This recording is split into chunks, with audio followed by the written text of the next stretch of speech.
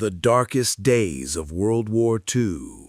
In the middle of the Iranian desert, exhausted Polish soldiers take a break. On the dusty road, a young boy waits for them.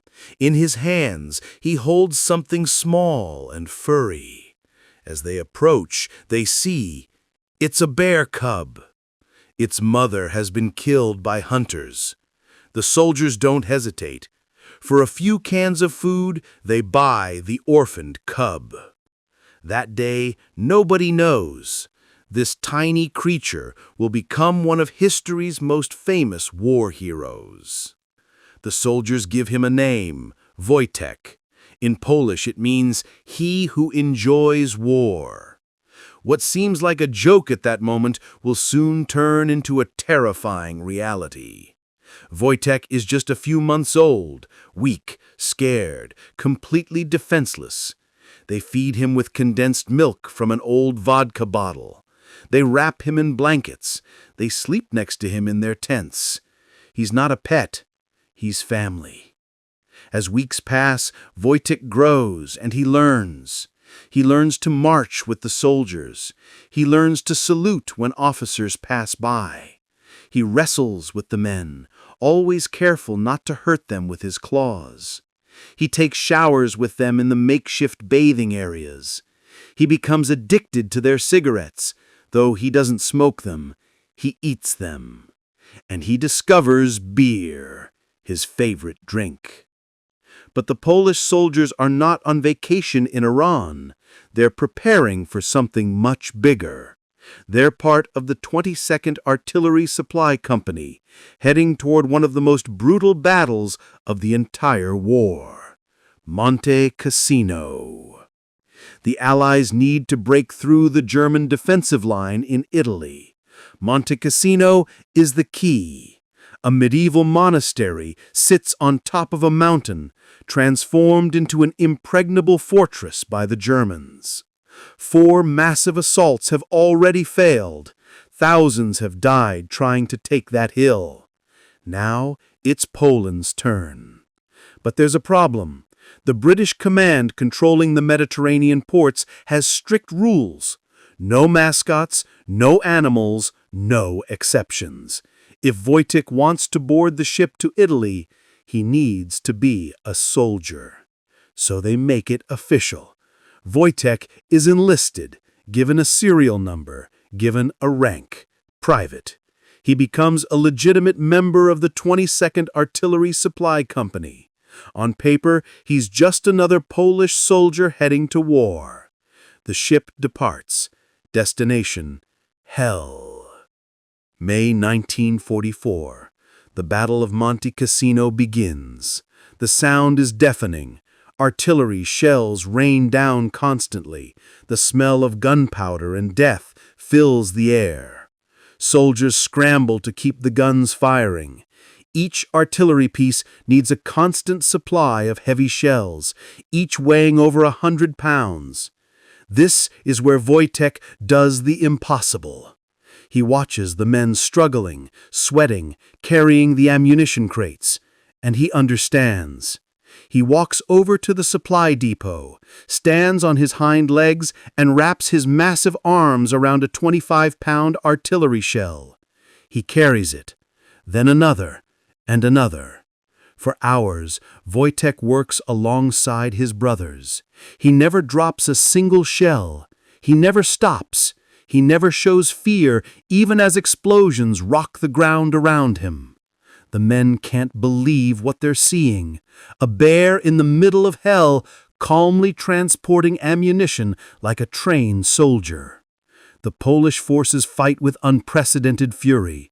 They charge up the bloody slopes again and again. After days of brutal combat, they do what 4 other armies couldn't. They take Monte Cassino. The Polish flag rises over the ruined monastery, and Wojtek is there, covered in dust and dirt, standing among his victorious brothers. Word spreads quickly. The bear who fought at Monte Cassino becomes legendary. Newspapers around the world publish his story. the 22nd Artillery Supply Company changes its official emblem. Now it shows a bear carrying an artillery shell. Wojtek's image becomes their symbol. He's promoted from private to corporal, a rank he earned not through paperwork, but through blood, sweat, and courage. But Wojtek's war is far from over. He continues serving throughout the Italian campaign, Rome, Ancona, Bologna. Everywhere the Polish forces go, Wojtek goes, always carrying supplies, always keeping morale high. In the darkest moments, when men are broken and exhausted, Wojtek is there. A reminder that even in hell, there's still something worth fighting for. The war ends, May 1945. Nazi Germany surrenders. Millions celebrate across Europe. But for the Polish soldiers, there's no home to return to. Poland has fallen under Soviet control. The communist regime labels them as traitors for fighting alongside the Western Allies. Going back means prison or worse. So they stay. Many settle in Scotland, welcomed by the British people who remember their sacrifice. And Wojtek goes with them. But civilian life in post-war Britain has no place for a 500-pound Syrian brown bear. The soldiers face an impossible choice. After years together, after surviving hell itself, they must say goodbye. Edinburgh Zoo agrees to take him. The soldiers pool their money to make sure he's taken care of. They visit him constantly.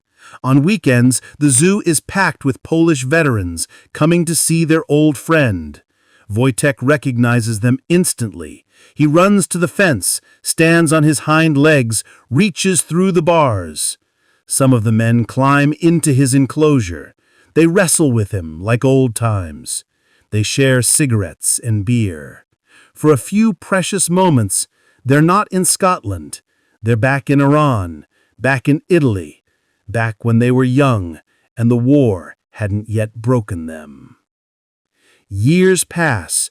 Wojtek grows old.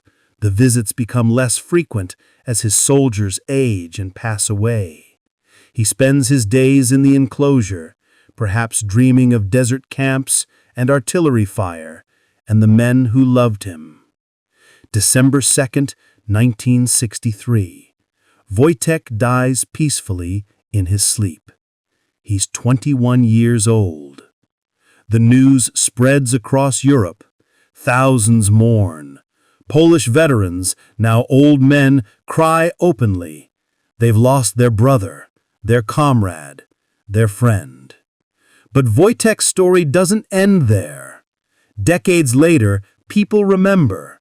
Monuments are erected.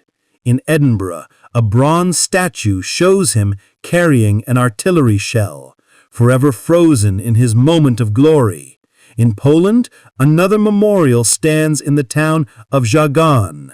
In London, in Krakow, in cities across the world, Wojtek is honored. Books are written, documentaries are made.